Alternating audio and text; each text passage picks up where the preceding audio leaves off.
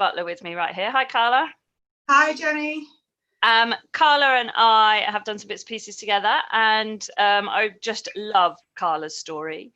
So we're going to hear more about what you've been up to, where you've come from, the journey that you've been through, what's changed for you. And I just know loads of you are going to find this really inspiring, because what Karla has managed to do is really work out what she wants and do something about it, haven't you? Yeah. Big changes. Big changes. So, and also, you know, you're totally relatable because you are not a professional rider. This is your hobby, it's your enjoyment, and you've realised quite a few bits and pieces over the last kind of year or so, haven't you, that have really brought you to where you are today.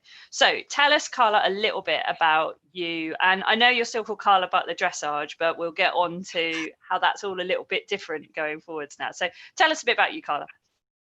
So I have always ridden for fun, and then about 7 or 8 years ago purchased a horse, Seb, which anyone who's followed me for a while will know, and just got the dressage bug.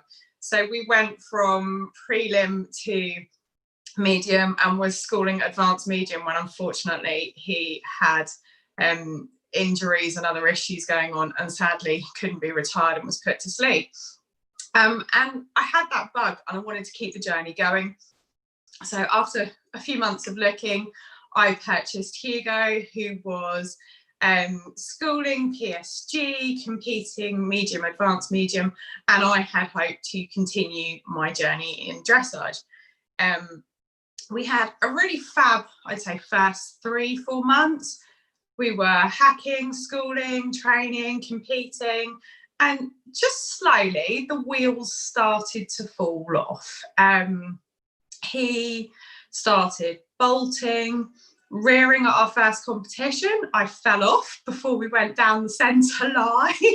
Thankfully the bell hadn't gone and the judge allowed me to get back on, which I did, and running high on adrenaline, scored really good score and actually won our class. But it kind of from there onwards was just, oh, I think he's looking at this, oh, I don't like that, and slowly but surely my confidence disappeared. And I'd always been quite a confident rider. Seb had the nastiest of spooks in him, and he was a jazz horse, so he was sharp, so I was used to something giving me a little bit of a fun ride, shall we say. But Hugo was to a different level, and he actually never did it with anyone else on board, so it became, okay, it's me. But we had vet checks and varying things, and unfortunately he was diagnosed with kissing spines.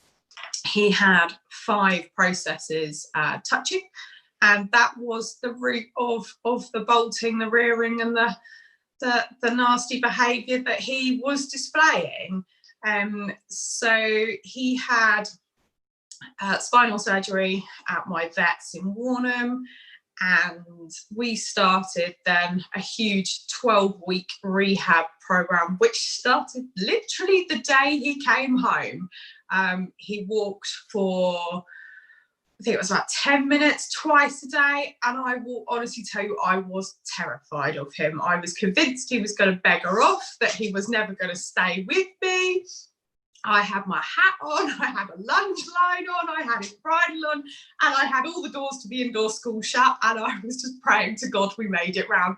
And I'd often stand a 20-metre circle in the middle of the school because that felt the safest place to be.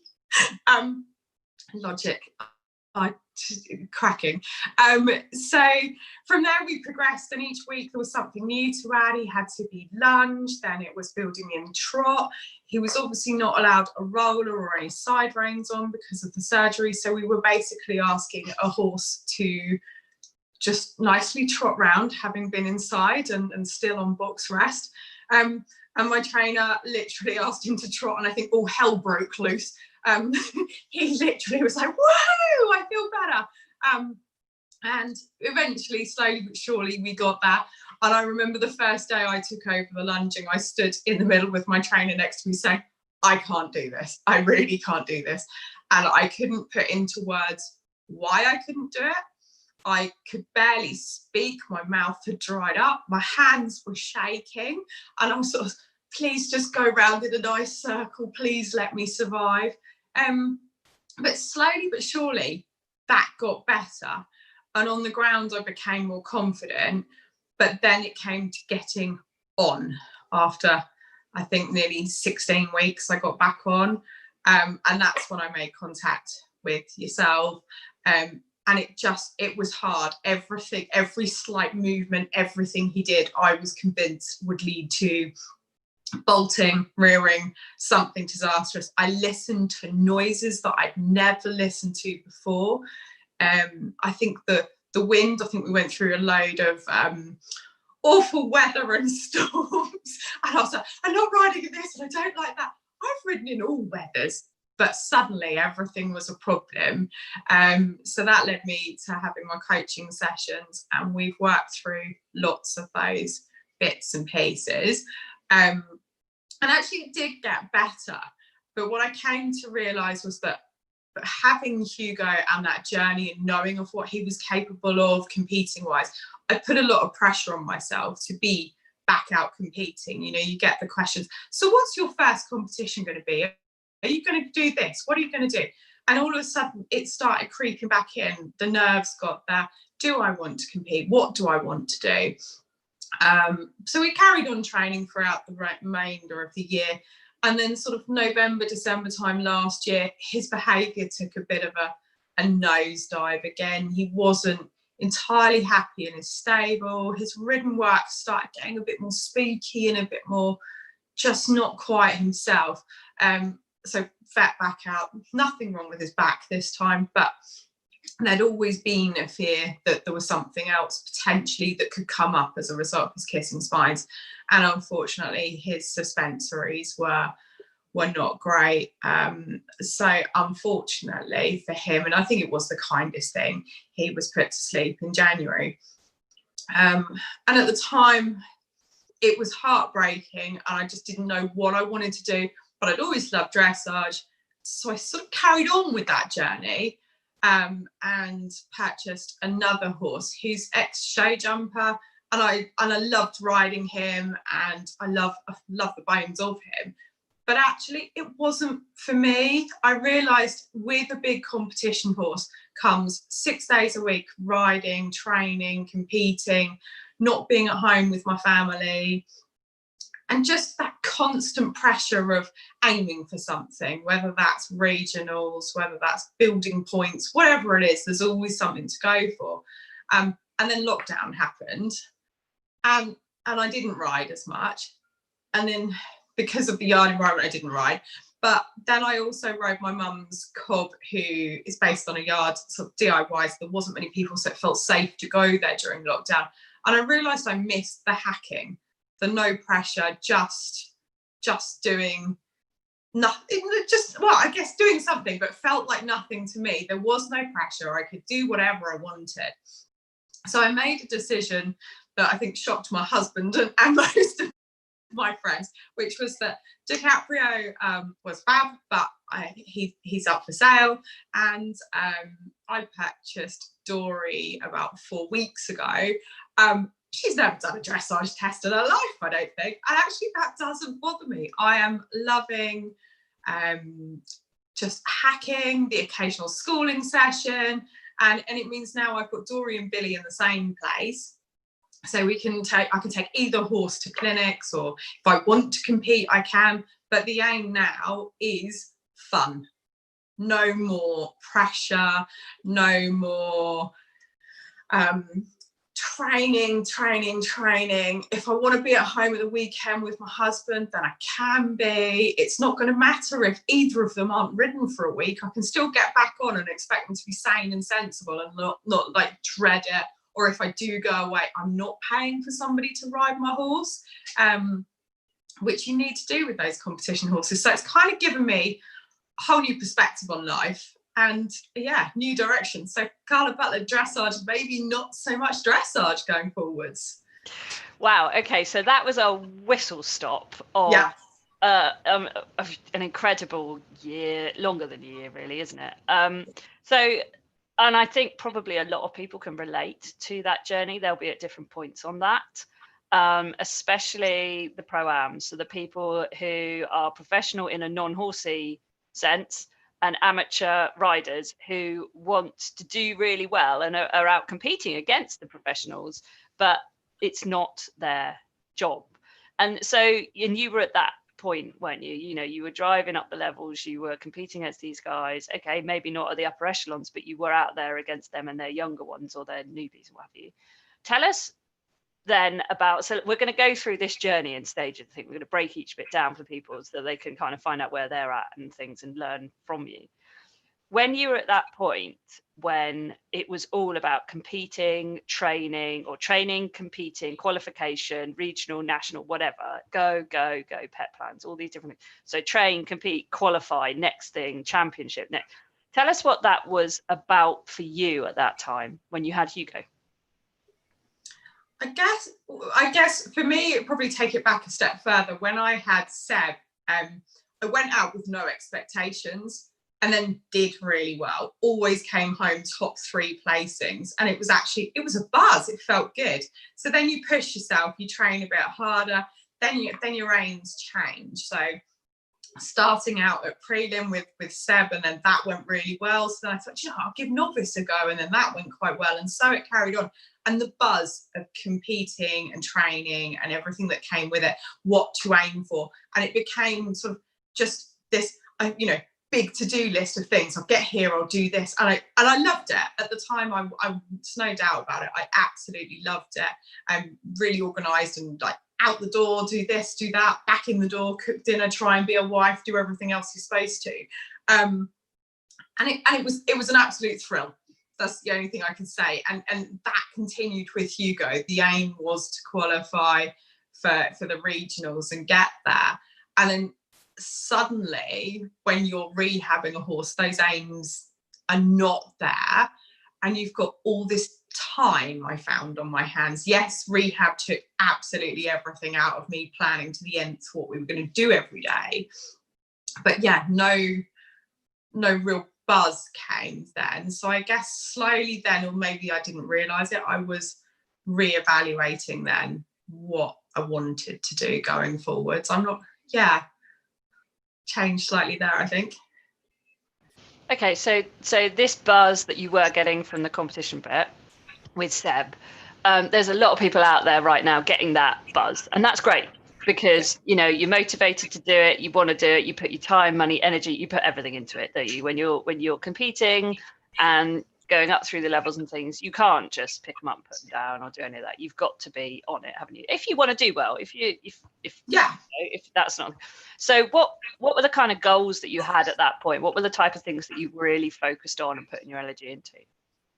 So when it was with Seb, like, I really wanted to get to the regionals. I'd watched Sarah, trained with Sarah Jane Lanning. I'd watched her at numerous regionals at Merris Wood or anywhere else. And I was like, one day I'm going to do that. It never felt possible in a million years. And then suddenly I had a horse that was capable.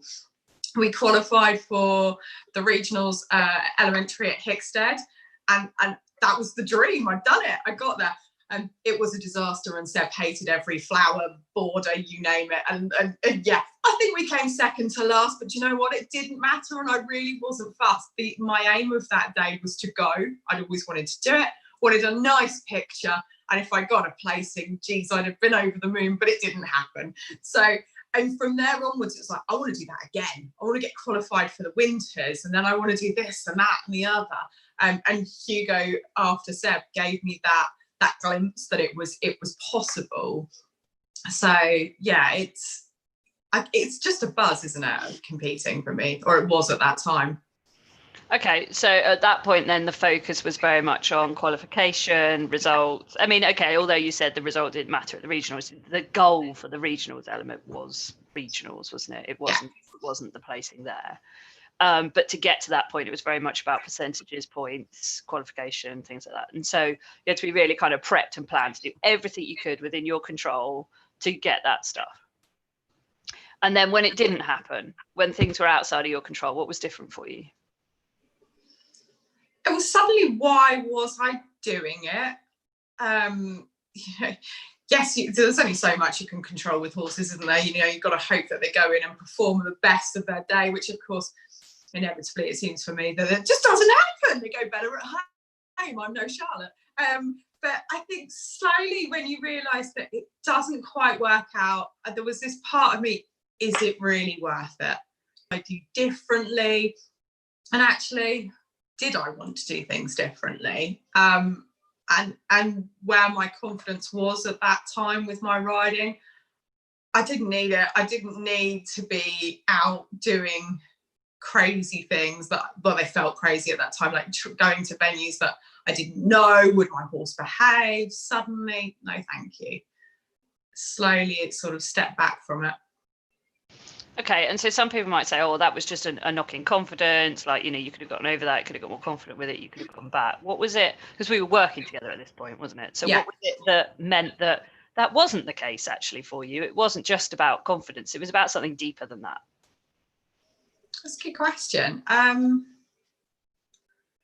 guess for me, I'm sort of getting older.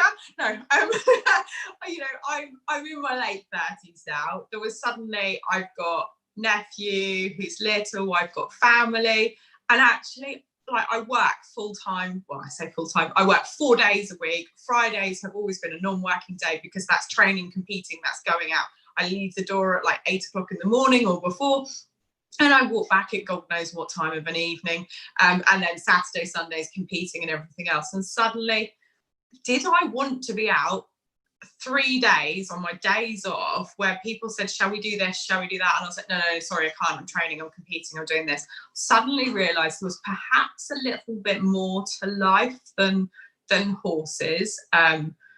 And I'd never really thought about that before. But I think all the rehab that I'd been going through also meant I wasn't out on all of those days. So I'd started to have a social life, which I know not many of us horsey girls do. But it just felt like actually I could do different things. And what I'd considered a priority or a goal maybe wasn't as much needed going forwards. And you know, that's really common actually, that if we look at each decade of a person growing up and what we talk about values, which are like what's really important to you, what ones you are putting, or you're not putting them, they just become this way with mindset and circumstances and things like that. Which ones are higher up the hierarchy? Because you have values, but you have a hierarchy of them. It's really common that in your 20s, it's all about sort of learning, career, things like that. 30s, it's much more about kind of career development and that kind of side. Heading late 30s into 40s, it starts to tend to change into family, whether or not you've having children or anything like that. But this idea of actually it's about family. Then in your 50s, it tends to be more about self-development, which I think is the wrong way around, quite frankly. And then in your 60s, it's much more about enjoying life again, because you sort of start to realize where you're at, and the potential of, you know, mortality starts to become, not that, you know, a lot of people live way longer than that, obviously. But so it's really interesting that this is a prime example here of what's happened there. So it was very kind of career driven, goal oriented, you know, achievement driven. Let's qualify for things. So, you know, you have to work alongside it to make the money to be able to pay for this incredibly expensive hobby, especially, you know, what you were doing and the training you were doing and the kit you needed and the stuff you needed and the upkeep of the horse and all this. It really adds up, doesn't it? And then as your values, they sort of change, but they more sort of shift in importance. And then you, like you say, you realize, actually, do you know what? I'd kind of like to spend a bit more time with my family now. Like, I've done that bit. So this is really common, and this is the shift that you've seen happen, isn't it? Yeah. Cool. It's just nice having that. Still do horses, because still if I want to go out competing, I can, but it will just be a prelim or like a walk and trot test with Billy or something. It's not going to be anything amazing, and it's going to be unaffiliated. It's not going to be affiliated going forward. So just removing that level of pressure and putting the fun back into life. That'd be nice, isn't it? Putting the fun back into life. I think there's people that probably listen to this thinking, I don't have enough fun in my life. You know, I'm striving for things. And so what was it that took you? Because you had to have Hugo put to sleep. It was a very hard decision, but, you know, obviously entirely the right thing at that point in time for everyone. Then you went and got, I love DiCaprio, best name ever. Now, we'd spent time talking about what kind of a horse you wanted, you know, making sure you're going out to get the right thing, and you were really super pleased with him. So what was it that made you start to realise that actually this really lovely competition horse was still not what you really wanted? I think there's a couple of things for me. Firstly, having a competition horse means, for me, with the job that I do, means that they're on full livery. And having a new horse on full livery is actually really hard to build a bond with them, because all their needs are cared for. So you turn up after work and you groom, you tack up and you ride. And he's a lovely horse, but actually I didn't know him and he didn't know me. His carers were those at the yard. They were the ones that gave him his grub ultimately, and that's where his love was, as I think most horses are. So it sort of became really hard to build a bond. And as much as I loved riding him, there was always that niggle, whether it's on social media, with friends or others, of what are you going to do? What are you aiming for? Are you going out elementary? You're going to do this? You're going to do that? And I suddenly thought, do I want to do this? I don't know this horse. He's a lovely, lovely horse and I adore the bones of him. But is that enough? And I was struggling with my thoughts at that time about whether it was the right thing to do or not. And actually, I really missed just getting on and going out for a hack and just chilling out, as opposed to being in the school. And then lockdown happened, and that first period of time where it wasn't essential to do anything, I didn't ride. I was at home. And although I checked in on him daily and I had updates and videos and stuff, I didn't miss it as much as I thought I should. And that sort of answered, I guess, my questions. You could argue it was a really new partnership and actually maybe I should have given it more time. But to me, I didn't miss him. And that was that turning point of, if I'm not missing this as much as I think I should, why am I doing it? And that was the turning point for me to say, it's not right anymore for me and it's time to change something. And at that time, I didn't know what it was that I wanted to change. There was part of me, and I said it to my husband, just sell it all. I don't want to ride another horse. Let's just give it up. And his face was priceless, because horses have been in my life forever. And he said, are you sure? And I said, yeah, just get rid of it all. I've had enough. Let's sell the lorry. Let's sell everything. And he said, I think it's a very rash decision. Why you didn't jump at the chance, I'm still not sure. That's great. You think most husbands would go, yeah, great. How quickly? It's all it's on eBay now. I've done it all for you. Yeah. But he knew, didn't he? He knew. Yeah, and he just said, just leave it. Let's leave it a little while and see how you feel. And it took probably a good couple of months, just like occasionally riding Billy and doing bits. And I said, maybe what I need is something to live with Billy. Something that lives out, something that's relatively low maintenance. Still got a brain, and I still want something that looks smart. You'll never take that element out of me, I don't think. But something that I can just get on, have fun. Doesn't matter if I don't ride every day of the week or have a week off riding, but let's just try and put an element of fun back in, because actually, when I look back at what made me enjoy my riding with Seb, he hacked, he jumped, he did dressage, and he was a fun horse to be around. And that has slowly disappeared over the years, and that's what I wanted to get back. Cool. So it was about getting the fun back then. And isn't it interesting how I think lockdowns made a lot of people reassess a lot of things, and because stuff was taken away from us a lot of the time, you had to go without it. You couldn't do it any other way, and it makes you reassess things, doesn't it? And they do say absence makes the heart grow fonder, but it's interesting, absence also makes you reflect and realize about things as well. So you realize that actually it wasn't about competing, it was about having fun, getting the fun back into it. Your husband luckily persuaded you that maybe just selling it all now probably was a little bit rash. He's a good one, keeper. But because he must have realized that there's something actually about having horses, that having horses brings you. Yeah. What did he know that at that point that he wasn't? I don't know. He doesn't like horses.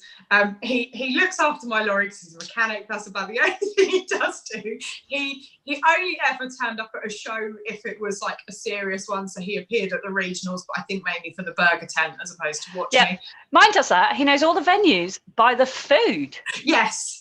Yeah, we have that, but he doesn't turn up. He's very supportive from a distance, and he would support me in whatever I chose to do, but not horsey at all. But I think we've been together since we were in our teens, and horses have always been in my life. So I think there was an element of him saying, I think you're just feeling this way right now.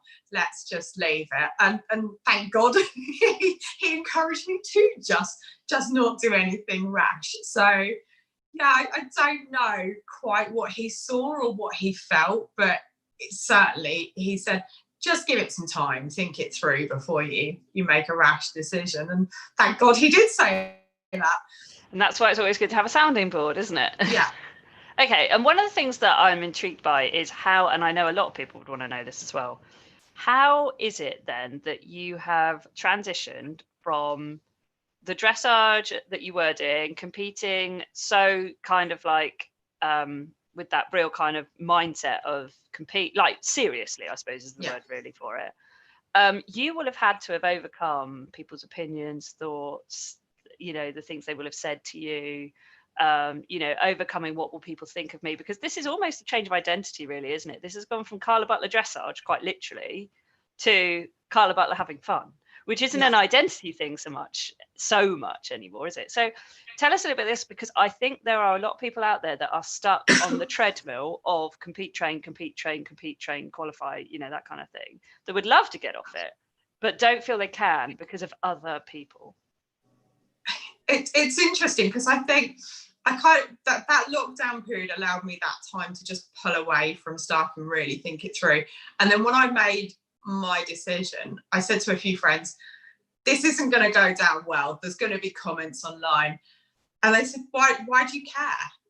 And I said, why do I care? I don't know. It hurts. People perceive you to be one way. And when you change something, it's not always they see a good thing. But I think over the 6 or more months we've been having our conversations, there was part of me that suddenly thought, John, I don't care. This is me. I've got my confidence back. I might not be the most confident rider that I was before, but it's getting there and it will come back.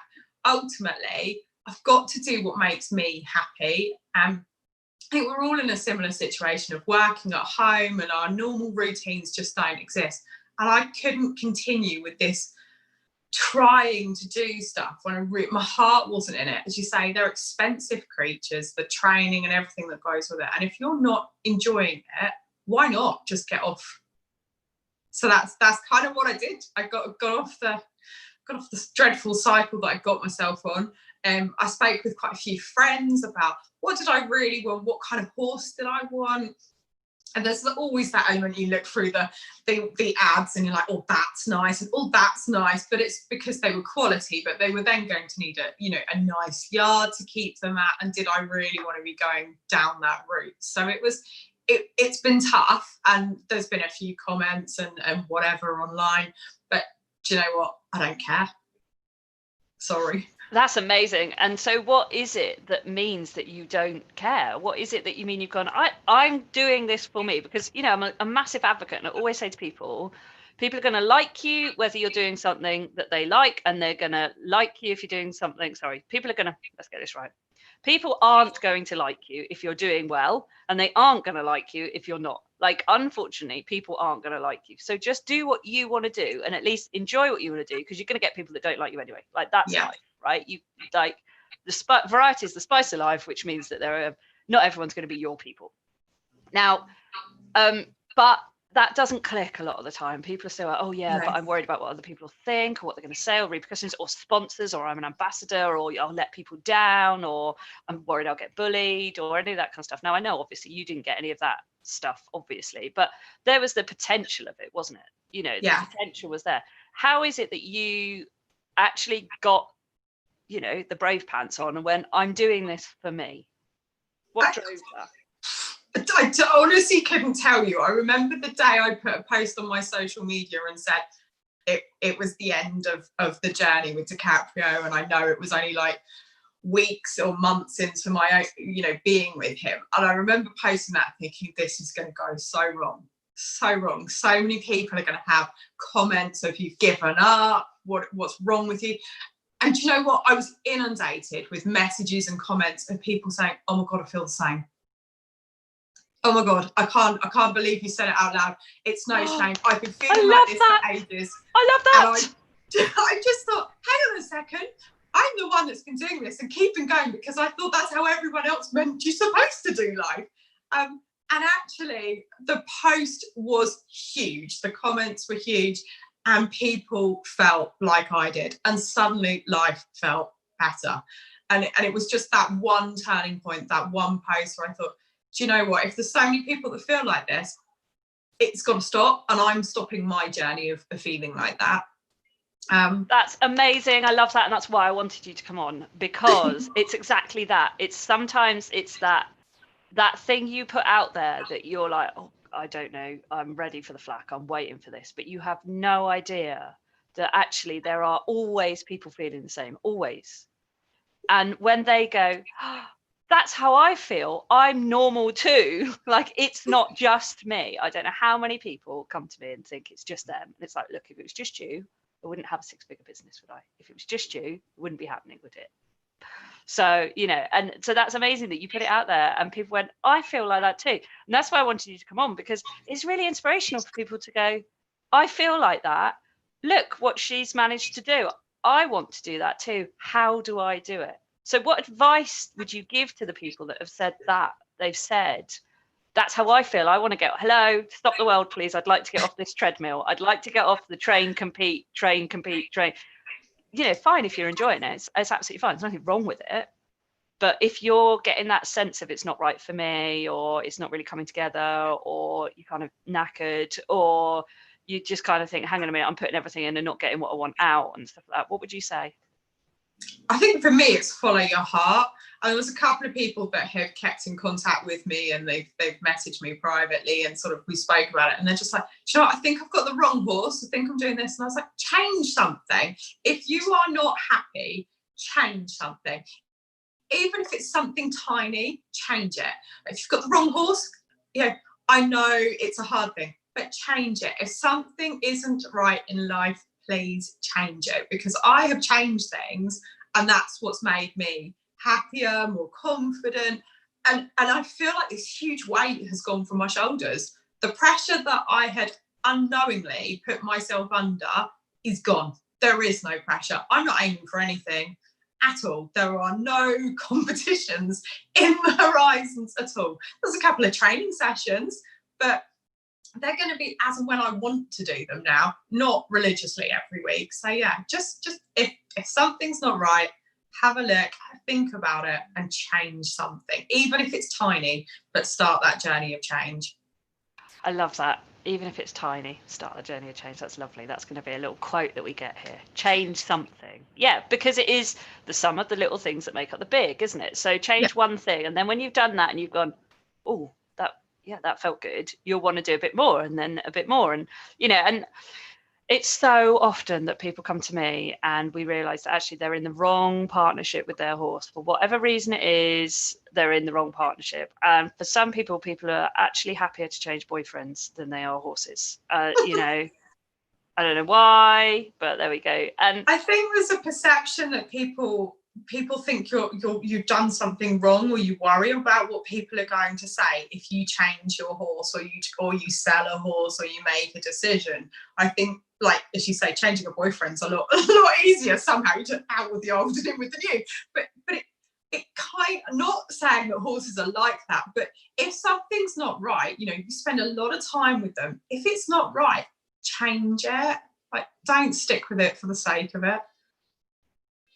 And what about the trainers? So obviously, because you now aren't competing and training as much as you were, you could have had flack from the people around you that actually are supporting you. They are supporting you, that's fine, but suddenly you're not coming to them anymore, or you're not doing what they need you to do anymore. Because this is the main thing about people, like you say, you had a few negative comments and things.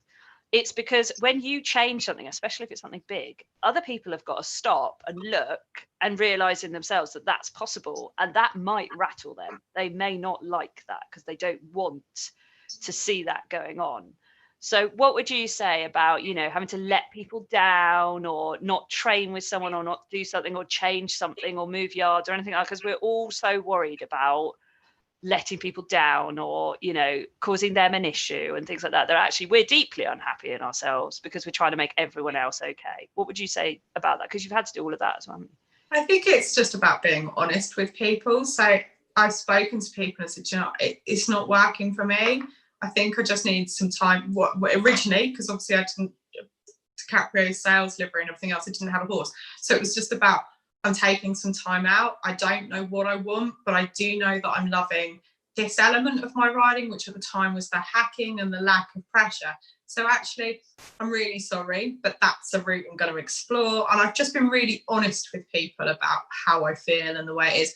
And I know, although I used to train regularly with Sarah Jane Lanning, I know that I could book a session with her and go and take the new horse who's never done anything. But I also know that Sarah Jane will be lovely in helping me, bringing her on. And if I chose that as a route to go down, she'd be there. And that's nice to know that they're there if I need them. But yeah, nobody that I've regularly trained with or liveries I've been has there's nothing negative there. I think they're all really supportive about my new direction because I've been honest about it. Yeah, and what more can they do if you've been honest about it and you said it's just not for me anymore? They can't argue with that, can they? They could try and persuade you. They could try and persuade you, but you were so clear on what you wanted, that what would have been the point. Yeah. Cool. Okay, right. I've got a comment here, actually. I'll just read it out for a minute from Nikki. It's quite funny, actually. My husband knows I'm nicer after I've ridden. I gave them up for 12 months, 22 years ago, when family became super important because I'd had our son. 12 months later, he bought me a youngster for my birthday because I was suffering with postnatal depression. I was losing my identity. Yeah, because, horses are tied into our identity, aren't they? They're tied into who we are. But that doesn't mean you can't change elements of that. And if you don't want horses anymore, it's okay. That's fine to do it. It's just you've got to realise that there's going to be quite a journey here involved with that, isn't there? And she said, I think I'm a decade ahead. I did career and family in my, so she says, I did the career and family in my 20s and 30s. I'm mixed together now. I'm super driven in my 40s. My children have their own lives. Yeah, so obviously she had them a bit earlier and what have you. Well, not a bit earlier, but kind of like normal aged, really, I think. But, those of us that haven't. But yeah, I mean, like with anything, there's no one rule, is there, to when you're going to experience things or when you're going to do stuff. But so your identity was Karla Butler Dressage. What's your new identity that's forming now, especially if we talk about personal brands and things like that? I have no idea. So all my social media is Karla Butler Dressage, and I'm kind of thinking the dressage bit's a little bit misleading now because there's probably not a lot going on. And I honestly have no idea where the branding of that goes going forwards, whether it would just become Karla Butler. I genuinely don't know, but it's something that I'm kind of working on and thinking about whether I change it. Hopefully there'll be a bit of jumping and different stuff in the future. So I don't know. We'll watch this space. That's exciting. We can help you out with that a little bit if you want to. But I think, it's inspiring others. So if you were to, what I hear from you is that it's about inspiring others to do what's right for them. Like, without any doubt, because that's the journey that you've been down now, isn't it? It's not about having to do one thing, it's about doing what's right for you. And so if someone came along to you and said, they did, in fact, didn't they? I feel the same way. I can't quite work out what's going on. I'm too scared to actually change horses or whatever. But ultimately, I kind of know deep down in my gut that this isn't right. What can they do? So you said change one thing. You said be honest. Like, how do they then actually go about and do something about it and realizing that there's going to be this big change ahead? Question. I think for me, I was lucky to have supportive people around me. So for me, I said, look, I think I need to change something. And it was the horse. And I've had people around me to help me to change that, to move forwards. I think I follow a couple of other dressage riders on social media, and one of them, I think last year, actually said, you know what, this horse is just too much for me. And I really respected them. They ride at a much, much higher level than me. And they were just like, no more. So the horse was sold, and they've got another horse. Yes, they're starting again at a lower level. But you know what? The fun's back. And again, they do dressage, they hack, they jump, they do a bit of everything. And they change that fundamental thing that put the fun back into it. So I think, you know, it's just having that confidence, that belief you are making the right change, and you have to kind of block out the negative comments and feedback that you get from others, because you know what, they're not running your journey. It's you know how you feel, and ultimately it's got to be about you. Love that. That's so true. They aren't running your journey, and in actual fact, if you decide to take a different path, you're probably leaving behind anyway. And that's, if they want to keep up, they want to stay with you, then they're going to have to change something to do that, aren't they? And often it's because they're not prepared to make that change that they aren't doing it, and that's their choice. You cannot run other people's lives for them. They've got to do it for themselves. Absolutely. And that's why I will only work with people that are committed to making a change, because I always say, well, magic wand's broken. I'm really sorry, you're going to have to do this for yourself. And I know for a fact that when you contacted me, you never, ever thought that you'd be where you are now. No, I was getting back riding. I was going to be back at the regionals. 9 months later, look what you've done to me. I know, it's awful, isn't it? I've created someone who's happy and enjoying stuff, comfortable in their own skin, inspiring other people. I mean, God, you know. And I'm back riding in the wind and the rain. And how many conversations did we have about, I can't ride in the wind. I can't even go to sleep when it's howling around the house, let alone riding in it. And that feeling is gone. It's just, and I don't know, over time, I don't know how it's happened, but it's just, things have changed, and yeah, life's a better place now. Cool. Okay. So what's next? What's the next chapter in the journey? Just enjoying my horse. So Dory and I think we're going to have some arena outings and just some low-level lessons, a couple of pole clinics over at Parwood with Tanya Grantham, if anyone's local to us. Love those lessons. And just having fun. There are no competitions in the diary. There is nothing to aim for. I just want to have fun and just get back to like loving my time with the horses, as opposed to finding everything a pressure and a chore. Okay, so that sounds amazing. So it's just about having fun with your horses. So how has this affected other things in your life? Because it won't have just been that. What else has changed as a result of making those choices? I guess, well, firstly, I'm at home more. So I think my house has ever looked so clean. We have finally done jobs at home that, well, have just been waiting forever. And I guess some of that's lockdown, you know, we are at home and doing more. But for me, I've definitely got a better work-life balance. I'm now able to work and not worry about leaving here to get there to do X, Y, and Z with the horses. It's all, life's much calmer, and it feels a happier place to be. Husband and I have a day out at the weekend now, you know, like, wow. And we can go and do things, which is all stuff that I never had time to do. It's just a different appreciation of life now, I guess. So yeah, it's good fun. Exciting. And what have you noticed? I mean, have you even noticed anything about the changes to your health or your well-being or anything else? Has there been any knock-on effect to that at all that you've noticed, or not really? I think a lot of my friends and family have said I'm a happier person now. Like the old Karla, as they call it, is back. I've sort of got to this point where the feedback that I get, it doesn't bother me. Take it or leave it. I'm not interested in the negative feedback. Yes, there's always going to be that one comment that cuts a bit, but the reality is it's my journey. I know what makes me happy. You know, there's always going to be a keyboard warrior, isn't there? But, you know, it is what it is. So, no, all good.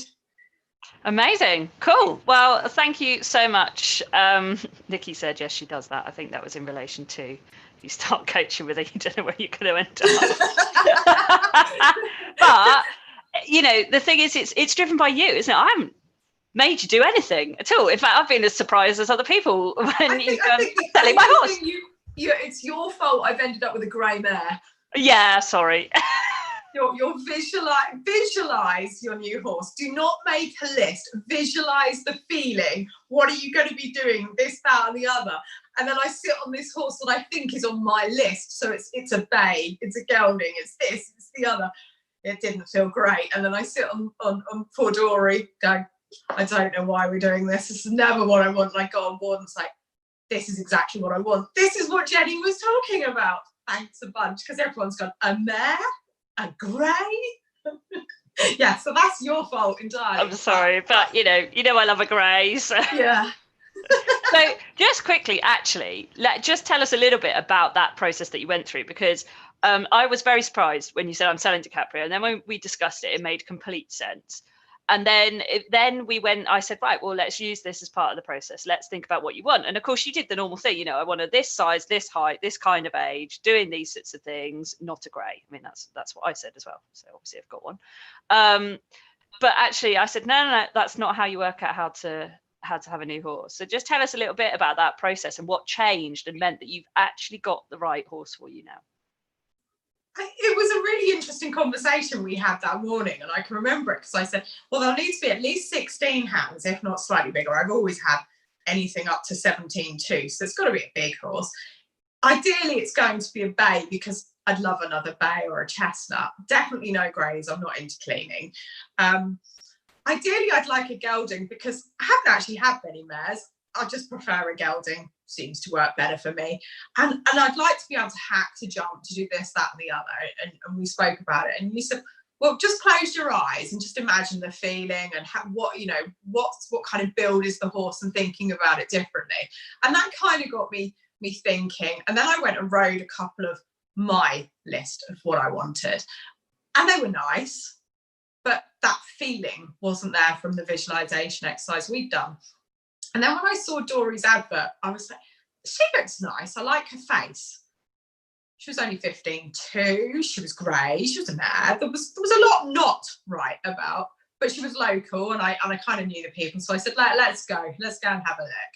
And the moment we saw her, there was something about her face. I was drawn in, and the ride was kind of the one we visualised, where what would I be doing? How would it feel? And that ride was there. And it was like, can I really put life about a tick list, or is it about a feeling? So we slept on it. I went back for a second ride, and I said, you know what? That's the horse I want. My mum, I think, is still slightly speechless. My husband doesn't seem to care, regardless, as long as I'm happy. And he said, well, whatever you want, dear. And that was that. Dory came home sort of 5 days later. Yeah, not at all what I set out for. But sometimes I think that's the nicer thing, isn't it? If you go looking for something, you do truly never find it. She's different than anything I've ever owned or ridden, but she's got so much spark about her that actually, once I've got my confidence truly high with my riding, we're going to have so much fun. And that was what this was about this time around. Yeah, it's about that matchmaking, isn't it? If you look at anything nowadays on dating sites, or not that I spend any time on them, I hear this stuff, to do with how they match you now. They don't match you based on, if you've got things in common, or, how old you are, or whether you match the physical attributes that you're after.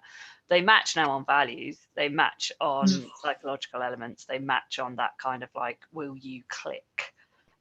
Because actually you can get hobbies, you can do different things, you can change stuff. And like you say, actually, you'll do whatever you fancy doing with her because you can. And a very wise person once said to me, do you know the greatest gift you can give you and your horse is to do what you both enjoy together. Don't try and make it happen down a route that's not right for both of you.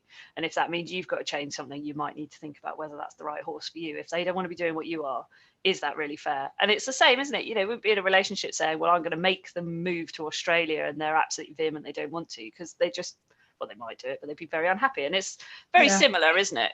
So we even do values-based horsey matchmaking now, don't we? Yeah, we do indeed. If you want what you don't, if you want to go shopping and end up with something completely different, talk to you. Yeah, but how happy are you? Yes. You know, okay, you've got a bather, but you haven't got a bather that much anyway, have you? Because it's not like you're going competing and training all the time. Exactly. So you can be muddy in a field. You can be covered in poo. It's fine. And I love the relationship we have together. You know, if anyone follows me on Instagram, you'll see that I literally just have to stand at the gate and shout, and she literally canters from wherever she is in the field to my feet. I have never had a relationship with a horse like I have with her so quickly. She has only been with me, I think, 4.5 weeks. And what we've done in 4.5 weeks has just been fab. So yeah, it was well worth the change. That was lovely. Cool. Okay. So any last pearls of wisdom or anything you want to say to anyone, or anything that actually you just want to kind of finish this all off with to people that are listening in? And there have been people listening in, and, you know, there will be more, because this will obviously be a podcast and things as well. And if they want to ask you any questions, they can. So anything you want to kind of finish with? I think it's just as I said earlier, you know, if it's not right, it doesn't feel right, change something, even if it's tiny. Start that journey of change, have a chat with yourself, just start that journey of trying to change something. You might not end up where you think you're going to at the end, like me, but it's been a great journey, and I wouldn't change it for the world. So yeah, just start that first step of thinking where you want to be. Amazing, thank you. And if people do want to get in touch with you or ask you any questions or follow your journey with gorgeous Dory, your grey mare, then how do they do that? So on Facebook, Karla Butler Dressage, and also on Instagram, Karla Butler Dressage.